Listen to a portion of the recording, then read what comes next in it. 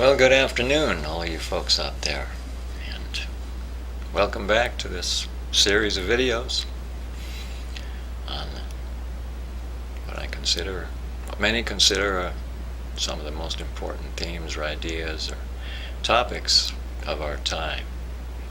Certainly from a spiritual perspective, that's what these videos are about, this Reason and Beyond series.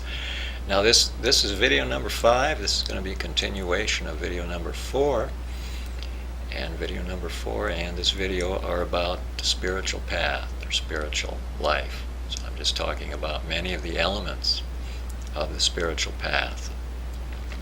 Now,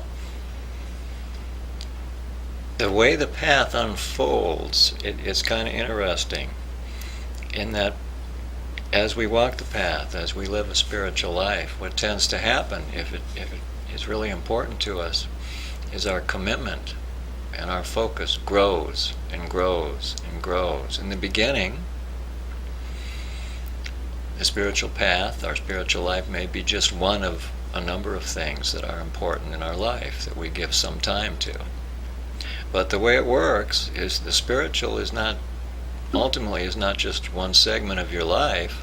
The spiritual reality, the reality that you are as spirit, as soul, and of course as mind, as consciousness, that reality is your life, right? That is the essence of your life, in which and from which everything else takes place.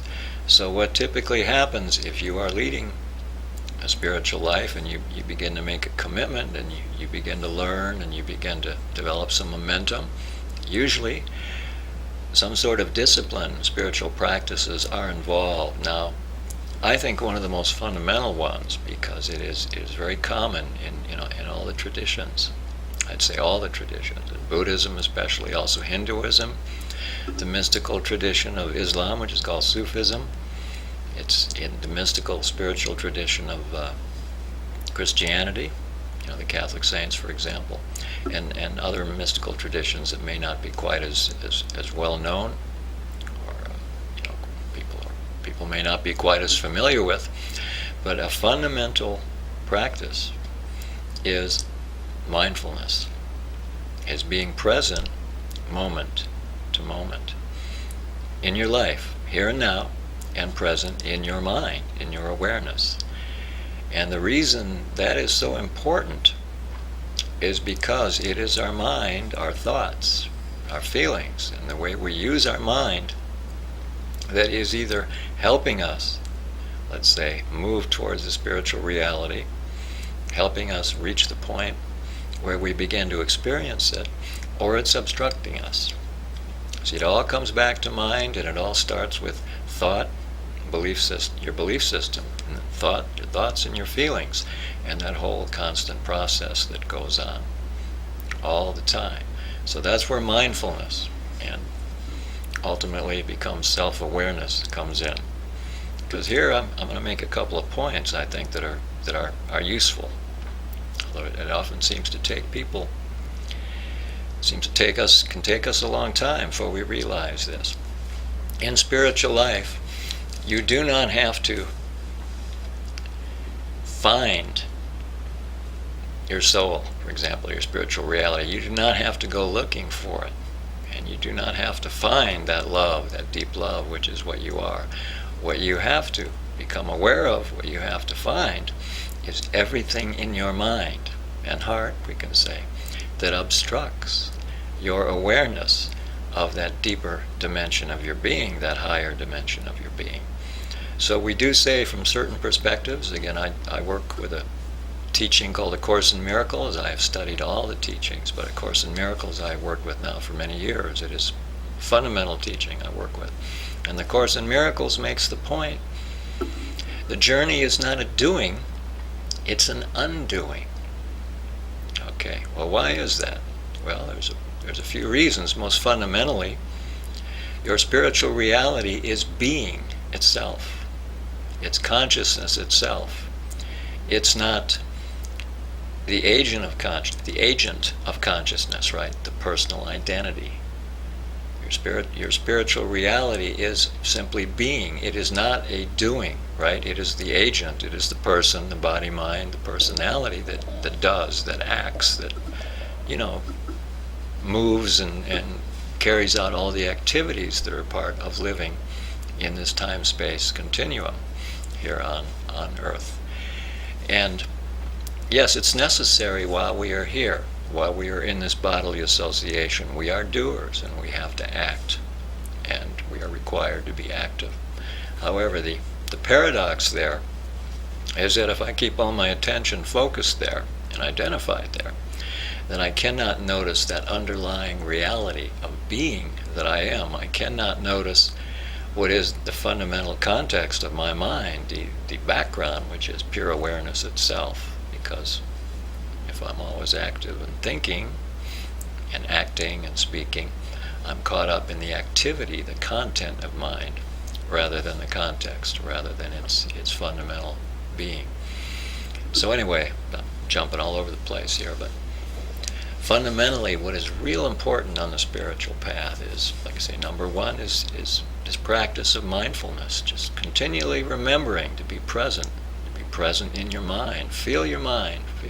Be aware of your thoughts and your feelings.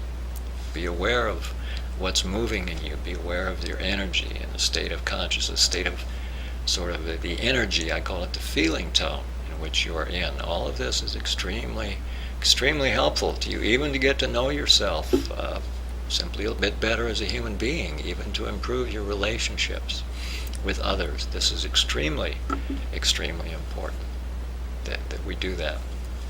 And the thing about getting to know ourselves is we can't do it simply by analyzing our mind occasionally. There's therapy that people go to therapists, they go to counselors, and that's helpful. Someone who's standing kind of outside of your particular mindset can help you to see certain things, and that's good. But your mind is constantly active, right? It's active all day, and it's even active often in sleep, isn't it? The dream time. Mind never sleeps in a fundamental sense. It's always active. And it is always doing, in a sense. It is following kind of the directive or the direction that you want it to follow. You see, we establish that in our lives by what we value, by what we consider good, what we seek, what we avoid. There's just a whole process here. Again, you could talk for hours on this. So I don't want to get too carried away, as I usually do. But mindfulness, awareness, self-awareness, it's a fundamental part of of most spiritual paths. It's really important because we have to become aware of, fundamentally, of how we use our mind and how our emotions move. We must become aware of how we live. And as we become aware of that, then we become aware of what is obstructing our awareness from sensing, from experiencing what lies deep within us, from what is such a part of us that we don't even notice it unless we really quiet the mind down and start to look. Now, another thing that a lot of spiritual paths, call it spiritual practice, that paths recommend is what's called meditation. And there are many kinds of meditation, but fundamentally it's a process generally of sitting quietly, although there's walking meditation. Often quieting your eyes or just holding your mind in a particular place. Just sort of looking at a blank wall. They do that in Zen. And just sitting there quietly, letting your attention rest in awareness itself.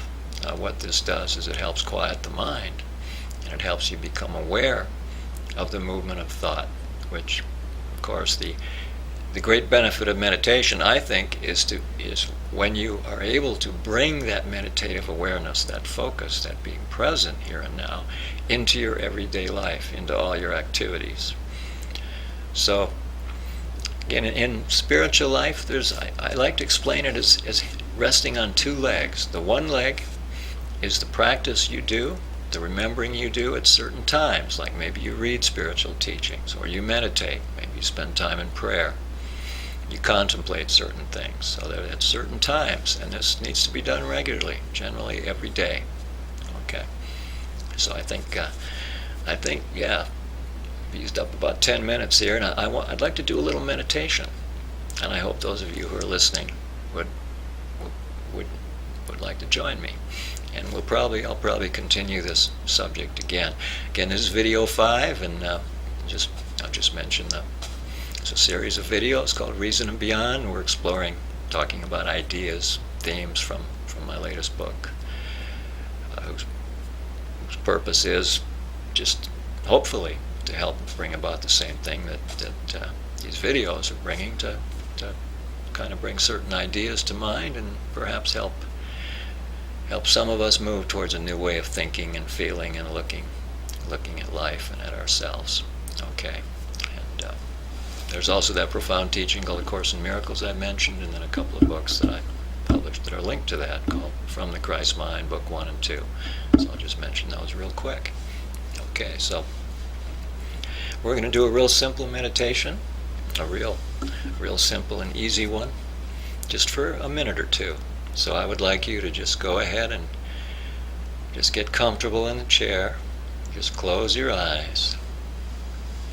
And we're just going to share the light and love of God. We're just going to all join together. Remember, time and space do not separate us. That's just a seeming and apparent kind of separation. So let your body relax, your stomach relax, your shoulders drop down.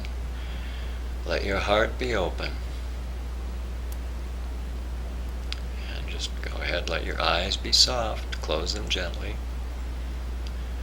And of course your mouth is well relaxed. Don't grit your teeth, just relax completely. Just relax completely. And then just rest there in your awareness, your sense of being aware. And just let it be.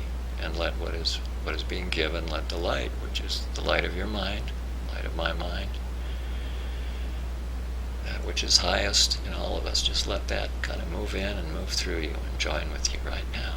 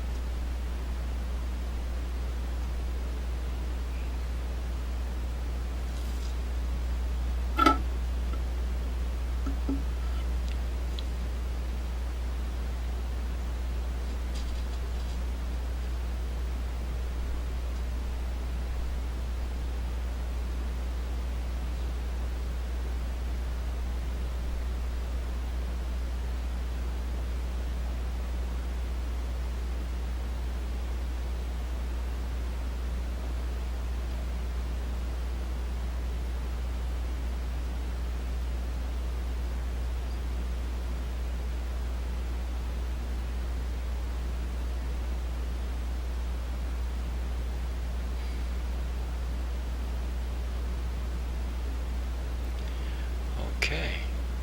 Well, thank you, Father. Well, thank you for joining me in this meditation and joining me in this little discussion. I like to think it's a discussion we're having rather than me just blabbing away. Hope you're having a good day. God bless us, each and every one, and I hope to see you again. Bye-bye.